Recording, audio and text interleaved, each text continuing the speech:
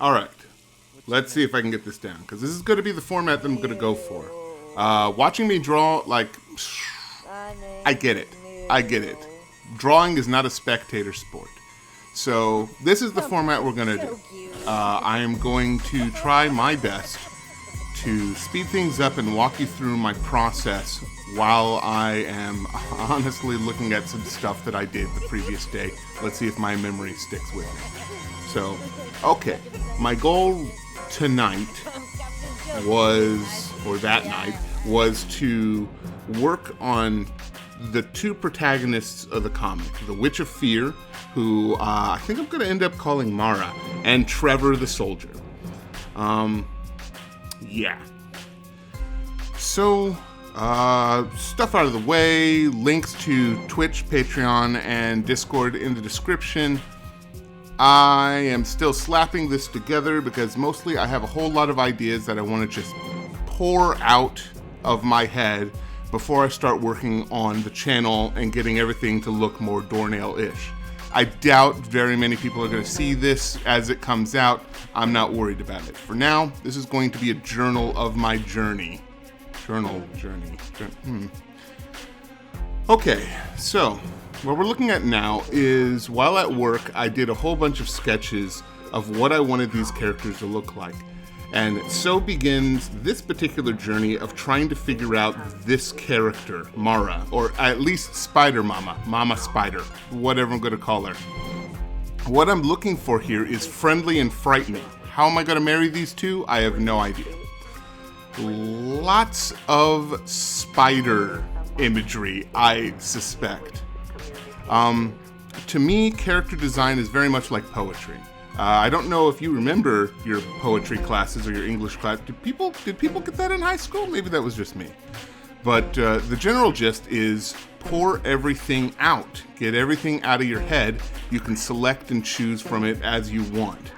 In this particular case, I kind of like this feeling, like the fangs, I like the four eyes. Here in a second, I'm about to go nuts with the eyeballs. But the cheeks, the puffiness of the cheeks to add a roundness, sort of maternal imagery to her, because that's not entirely her personality, but I did want her to be kind of a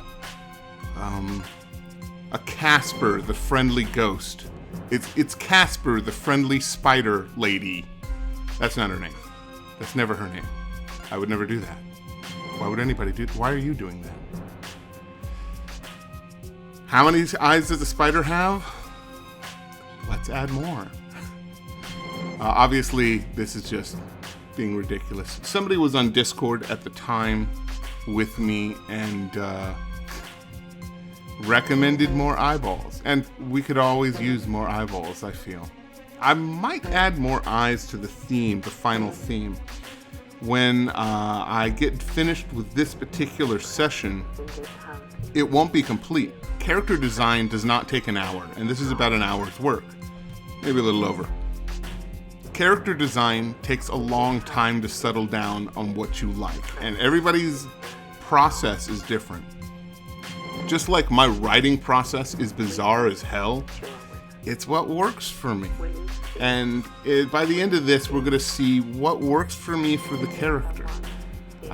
The reason why the characters come first is because when you get the characters down, you get their personality. When you get their personality down, you don't even write at that point. You just sort of fall through the story.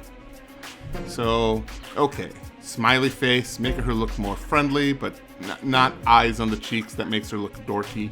Was trying for some blush marks, was trying for, I don't know, sometimes she looks a little bit too much like a bat when I was going through this.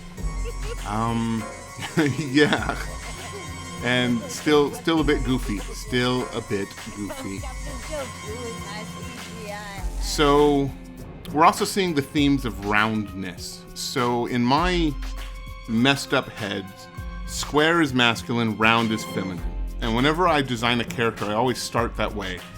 It doesn't, like, there should not be any fast and loose rules for... There's no set rules for character design. In fact, the best rule is break the rules, right? That's probably the most important thing you can do, is not think about the rules. which is why you pour everything out first. You pour everything out on paper and then pick and choose what you like. Let's see, what else can I say about this? Because a lot of this is just sort of reiterating what I said. Here I am trying different facial expressions with the 4 eyes. In this particular case, I think I was trying to use her upper eyes as eyebrows or something like that. Doesn't quite look right. Here in a second, you're going to see what I settle on with the eyes, and I think it looks pretty nice. Is this it? Oh, is this the one? Is this the one? Is it final design time now? Boobs are important.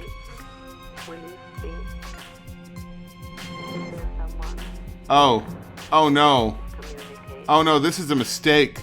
No, this is a terrible mistake. I remember this mistake. This is very wrong. Don't do this. Don't do this. Actually, do this. Do this. Get wrong. Don't ever be afraid to make mistakes, but this is a mistake. Oh, it's worse. Oh, I hate it. Oh, I hate it. Get rid of it. No, move on. So, what the hell? So eyes. The eyes have it. Don't arachnids have like 8 eyes? Or maybe I'm thinking of legs. I don't know. How many eyes do spiders have? Alright, this is good. This is where it's starting to settle into something that I'm going to finally lay on. Like, say, alright, we want pointy ears. Still not sure about the ears. Still, even now, after I look at the final design, I'm still not sure about the ears. I don't know why. Regular round ears feel wrong. So we're going for a Betty Page haircut, which is my go-to for goth chicks. I might change that. I did want the bun, because the bun makes her look a little more mama. But look at these eyes. This, I think, is something I am going to say, yeah, this is canon. This is what I'm going to use. And that's I have 2 normal eyes on the bottom, but then the 2 eyes on the top kind of squinting and following the contour of the lower eyes. It feels good. It feels good because when her eyes are wide open, it makes her look happier. Because you got when people smile, when they have smiling eyes, they have their cheeks push their lids up under their eyes, making yeah, I'm figuring it out. I'm figuring it out right there. Cheeks push the lids under the eyes, making that kind of arch shape. And with that as a pair of upper eyes, that actually looks good and it looks friendly, but it still looks monstrous. Oh no, not the lips. No, not the triangular nose either. Mistakes were made. But I guess that's character design. Character design is make mistakes. That's a little nicer of a nose. She's not meant to look sexy. I don't want a sexy spider, which is weird. I want a friendly spider. The weirdest friendly spider I've ever seen is like in James and the Giant Peach, and you have that giant mama spider that's French, like stereotypically French, yet somehow a mime. I'm not exactly sure what they were going for there. I guess they were going for stereotypes. I guess they were going for stereotypes. The chin makes it. I like the chin. Yeah. And now the eyes are set. That's another thing with character designs. When you find yourself drawing the same thing over and over and over again, it ends up sticking, even if you don't want it to later on. Later on, you might not like it. You might want to go back and go, no, why did I ever do that?